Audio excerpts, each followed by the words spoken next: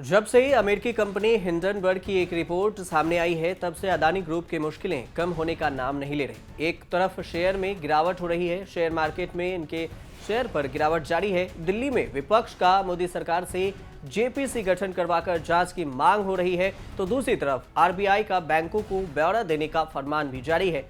तो वहीं एनएसई ने अदानी समूह की 3 कंपनियों को एएसएम में तब्दील कर दिया है, एएसएम में रखा है।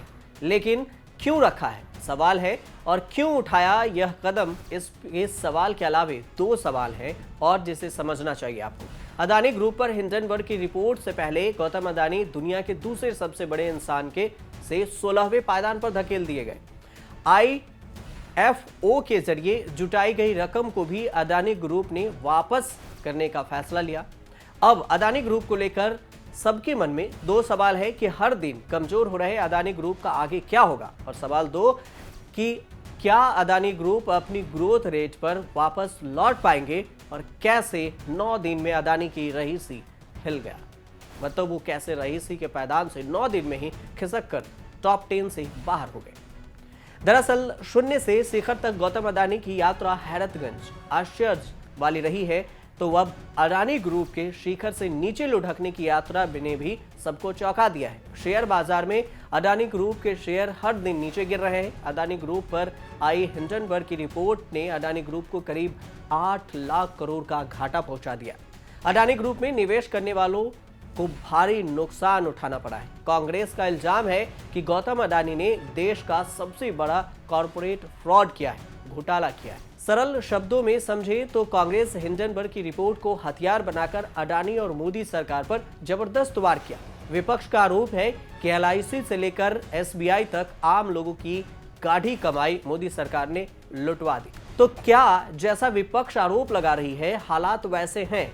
क्या ग्रामीण इलाकों में सरकारी बैंकों में कैश खत्म हो चुका है?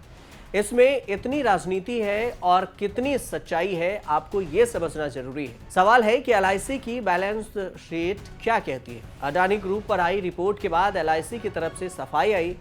31 दिसंबर 2022 के अनुसार इक्विटी और कर्ज के रूप में एलआईसी ने अडानी ग्रुप की कंपनियों में कुल शेयर पूंजी 35,917 करोड़ रुपए। पिछले सालों में खरीदी गई इक्विटी का कुल कर्ज मूल रूप से 30,127 है, और 27 जनवरी को बाजार बंद होने तक निवेश का बाजार मूल्य 56,142 करोड़ रुपए था। एलआईसी की कुल संपत्ति 41.66 लाख करोड़ रुपए से ज्यादा है, और अदानी ग्रुप में निवेश का 1% से कम है।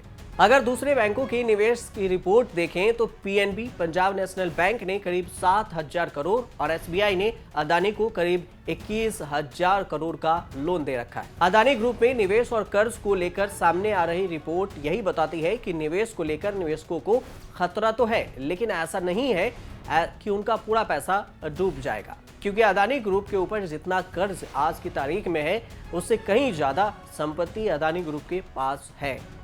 तो वहीं हिंडनबर्ग की रिपोर्ट के बाद अदानी ग्रुप के शेयरों में भारी गिरावट देखने को मिली। वहीं अदानी ग्रुप ने अपना एफपीओ को वापस ले लिया। इस बीच रॉयटर्स के मुताबिक नेशनल स्टॉक एक्सचेंज एनएसई ने 2 फरवरी को अदानी एंटरप्राइजेज, अदानी पोर्ट्स और अंबुजा सीमेंट्स को एडिशनल सर्विलांस मैकेनिज्म यानी एएसएम में रखा है।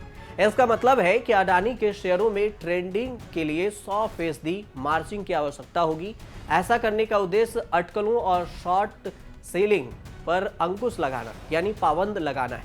एनएसई ने यह कदम इसलिए उठाया क्योंकि मौजूदा समय में अडानी समूह की 3 कंपनियों के शेयरों की कीमतों में असामान्य बदलाव से निवेशकों को होने वाले नुकसान से बचाने के इरादे से ये एनएसई ने कदम उठाया है। शॉर्ट लिस्ट किए गए शेयरों की निगरानी पहले से तय की गई थी और मानकों पर भी ये तय की जाएगी, और उसके बाद ही एनएसई इसका परमिशन देगा।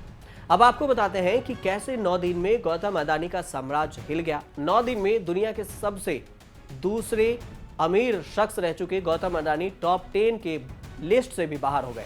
गौतम अडानी पर संकट की कहानी 24 जनवरी से शुरू होती है, जब अमेरिका की short seller research firm Hindenburg Adani पर आरोप लगाती है।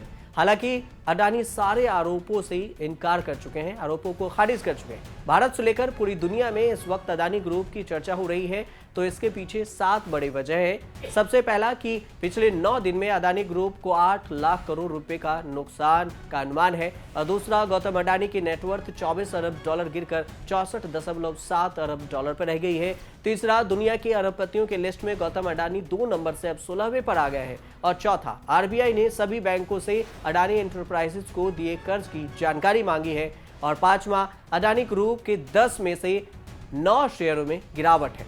और छठा कि अडानी ग्रुप ने 20,000 करोड़ रुपए के फुली सब्सक्राइब्ड एफपीओ को रद्द कर इन्वेस्टर का पैसा लौटाने की बात कही। सातवां, अमेरिकी रिसर्च फर्म हिंडनबर्ग की रिपोर्ट से गौतम अडानी को बहुत बड़ा झटका लगा है। जब एक तरफ देश के वित्त वर्ष 2023 और 24 के लिए बजट पेश हो रहा था, तो दूसरी तरफ दुनिया के टॉप अरबपतियों की लिस्ट में उथल पुथल मची थी और उसे फिलहाल राहत मिलती नहीं नजर आ रही। हालात ये है कि उनकी संपत्ति में लगातार गिरावट हो रही है और दुनिया के अरबपतियों के लिस्ट में दूसरे पायदान पर रहे गौतम अडानी आज फोर्ब्स के रियल टाइम आंकड़ों के अनुसार 16वें पायदान पर है। गौतम अडानी के साम्राज्य में से सुनामी महज 9 दिनों में आए हैं। हिंडनबर्ग ने 24 जनवरी को अडानी ग्रुप को लेकर अपनी रिपोर्ट पब्लिश की थी। रिपोर्ट में दावा किया गया था कि अडानी ग्रुप दशकों से खुल्लम खुल्ला शेयरों में गड़बड़ी और अकाउंट धोखेधड़ी में शामिल है। गौतम अडानी के परिवार की अगर बात करें तो गौतम अडानी की शादी प्रीति अडानी से हुई है। प्रीति पेशे से डेंटिस्ट हैं और गौतम और प्रीति अडानी के 2 बेटे हैं। बड़े बेटे का नाम करण अडानी और छोटे बेटे का नाम अजीत अडानी है। विवादों के बीच सवाल ये हर दिन कमजोर हो रहे अडानी ग्रुप का आगे क्या होगा? क्या अडानी ग्रुप अपनी ग्रोथ रेट पर वापस लौट पाएगा? ये सब तभी संभव होगा जब सरकार पूरी तरह से आश्वस्त हो जाए कि गौतम अडानी पर लगाए गए आरोप सही है या गलत। अगर सरकार इसका ऐलान करती है तो ठीक हो भी सकता है। साथ ही अडानी को भी आगे आकर सब कुछ साफ करना होगा, लेकिन ये सब तब होगा जब इसकी जांच की जाएगी। आप देखते रहिए न्यूज़ तक।